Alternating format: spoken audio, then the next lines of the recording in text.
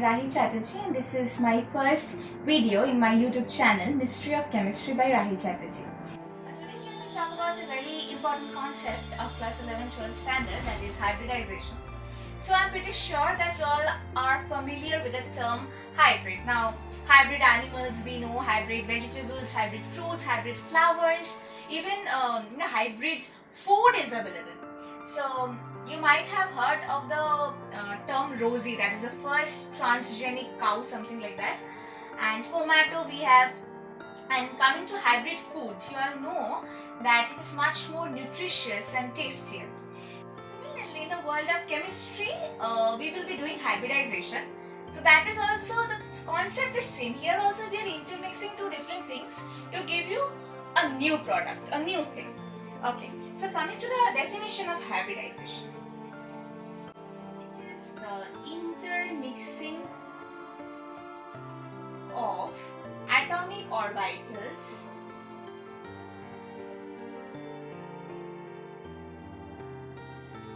of same or nearly same energy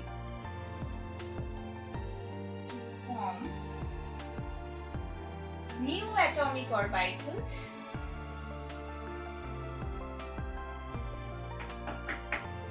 of same energy. So here we will be intermixing atomic orbitals which are of same energy. May not be always same energy, but it has to be nearly same energy to form new atomic orbitals which are of exactly same energy. Okay, now like in hybrid things, what we do, we are actually taking the good qualities of one product plus the good qualities of another product, and then we are forming a product which is having the good qualities of both the parent products. So it is much more beneficial. Okay. Now also you have to remember one thing, that the failure of the valence bond theory, that actually gave rise to hybridization.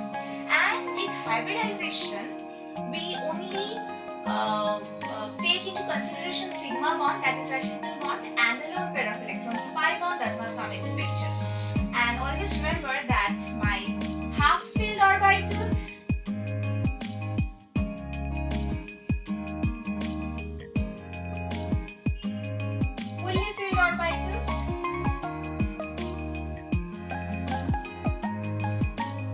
empty orbitals participate in hybridization. Now, the new orbitals which are getting formed, those are called as the hybrid orbitals. Okay, so remember the number of intermixing orbitals, I mean to say the parent orbitals, is always equal to the number of hybrid orbitals. I'll explain this later with the help of an example. Alright, I hope this is clear.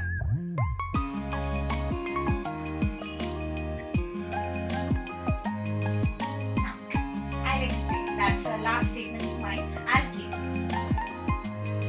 Okay, so here you see the general formula. You should know CmH2n plus 2.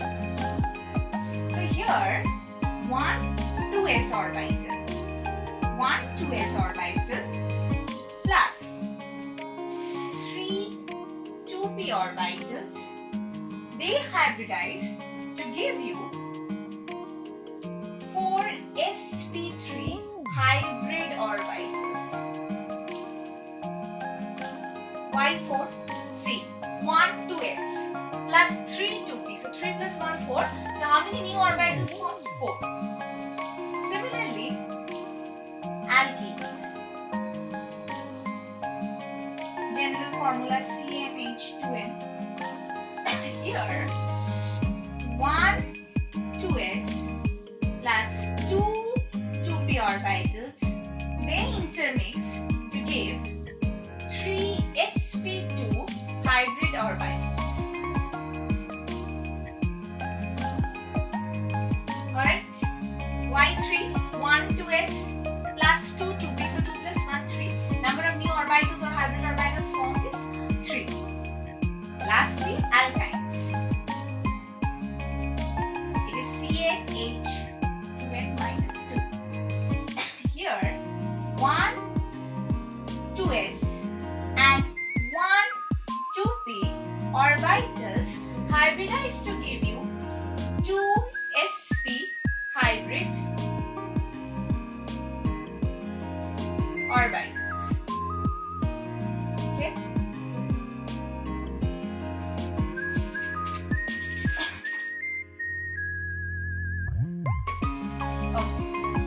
Now we will be discussing about the shape and the various types of hybridization which we have. Okay. Starting with number 1, it is my sp orbital. Linear shape. Remember the shape it comes. So the bond angle will be 180 degree. Examples like for AB2 type molecule. The type of molecule should be AB2. Example CO2. Then we have BeCl2, BeF2. Clear? Next.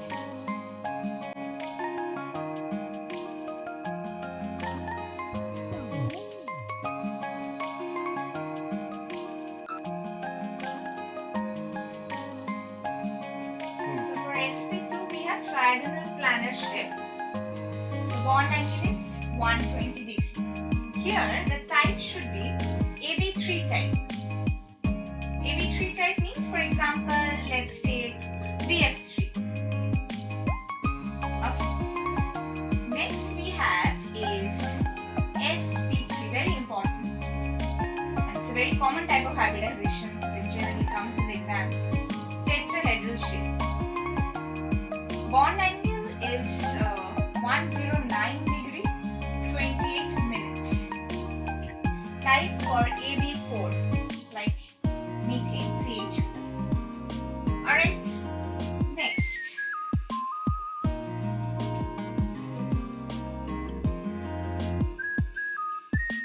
Next is my sp3D. The shape is trigonal bipyramidal.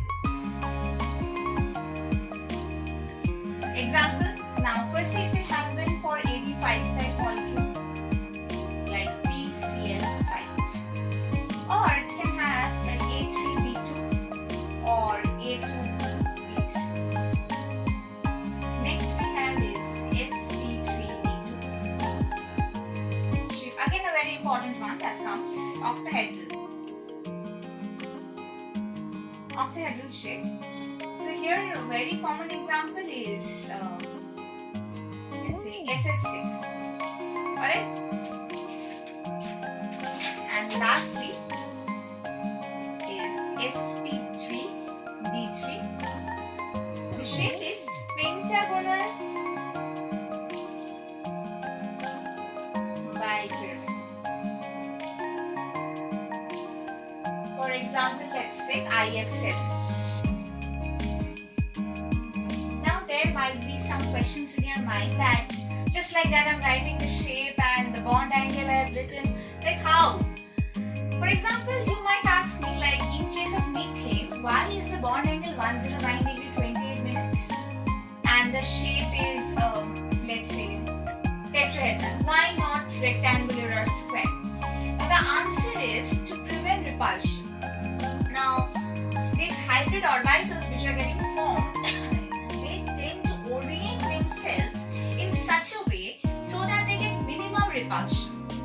When you are having minimum repulsion, you will be having maximum stability, and everybody is seeking towards stability, so hybrid orbitals also do it. So, alright.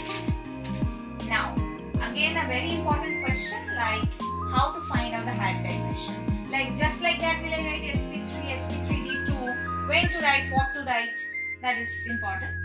This is the part which comes in your exam.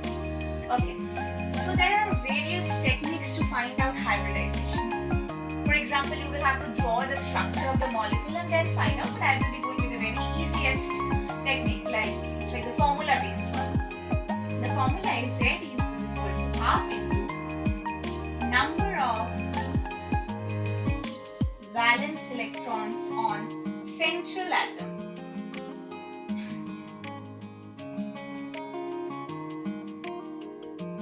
plus negative charge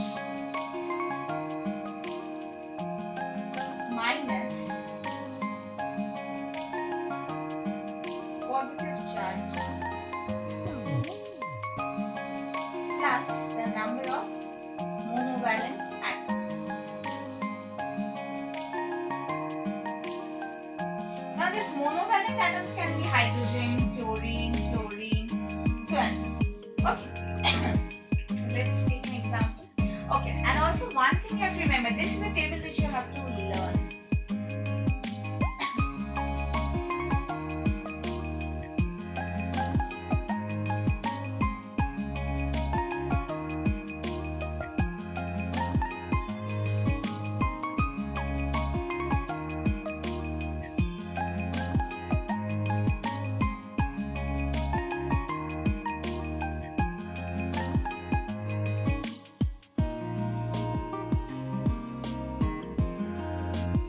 Something you have to learn by heart in order to solve hybridization by this formula technique. I take an example.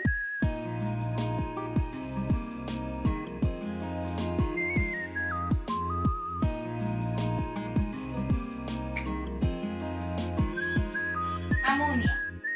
Now what is the central atom? Central atom is nitrogen in this case. Okay. So the formula says Z equals to half number of valence electrons on the central atom, that is on nitrogen. It is 5 plus, is there any positive charge? No. Is there any negative charge? No. Is there any monovalent atom? Yes. How many? 3. That is hydrogen. So 3. So 8 by 2, that is 4. If you go back to the table, for 4, Z value 4, the hybridization was sp3. So my hybridization is sp3 shape. Okay, now ammonia shape is like a pyramidal shape. Okay, should have been tetrahedral, but it is pyramidal shape. Again, there is a reason which you might have learned in your valence bond theory. It is because lone pair repulsion is much more than lone pair and bond pair repulsion. We know that in ammonia, it's like the structure is like this. It's like a pyramidal shape. It is having lone pair of electrons. This is why it is having a very pyramidal shape. Next, let's take ammonium ion. Again the same, half into number of valence electrons on central atom. Here also nitrogen is a central atom, so 5. Is there any positive charge? Yes. How many? 1. So minus 1. Plus, is there any monovalent atom? Yes. How many? 4.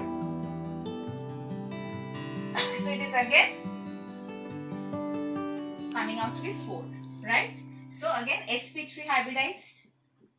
Very good.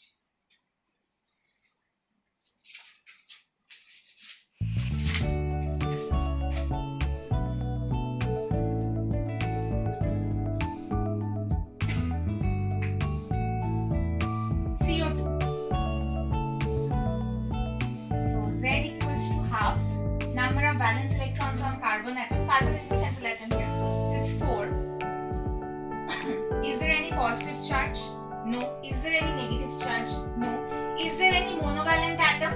No. Oxygen is not a monovalent atom. So 2. 2 goes for Sp. Clear? Next. SF4. It's a very important example. See, Z value is half. What is the central atom in this case? Sulfur. Number of valence electrons? 6. Is there any positive charge? No. Is there any negative charge? No. How many monovalent atoms are present? 4. So it's coming out to be 5. So hybridization as expected is sp3d. But it has a unique shape. It's a seesaw shape. Very important. Remember this. It is having a seesaw shape. Next.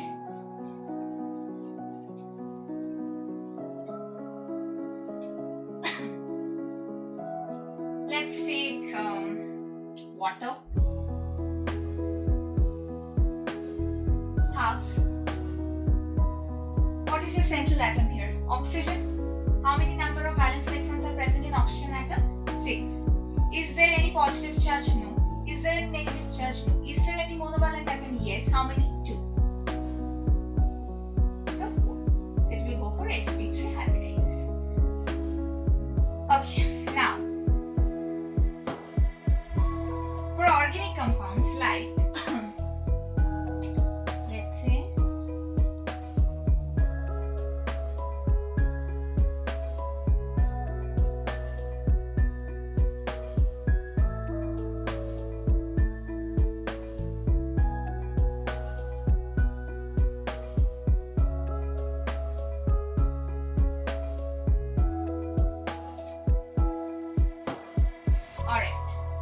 so we will be finding out the hybridization of each carbon atom in this case. 1. Let's number the carbons. 2, 3, 4. Alright. So the structure is butene. You should know the IUPAC name also. Anyways, now here you have to find out that how many bonds this carbon is having. Definitely 4, 1, 2, 3, 4. All are single bond. So sp3. At first I showed you for alkanes sp3, for alkenes sp2, for alkynes sp. So this is having all single bond sp3. Double bond coming into picture. So without even thinking, just put sp2 for both the carbon atoms. Again single bond, all single, so sp3. So I hope you know now how to calculate the hybridization of each carbon atom, whether in a saturated compound or in an unsaturated compound. Now, I hope this video will help you to enhance your concept on hybridization. If you have any doubt, you can always comment and clarify all your doubts. So, thank you everyone, and do like, share and subscribe my YouTube channel if you think this is beneficial for you. Thank you.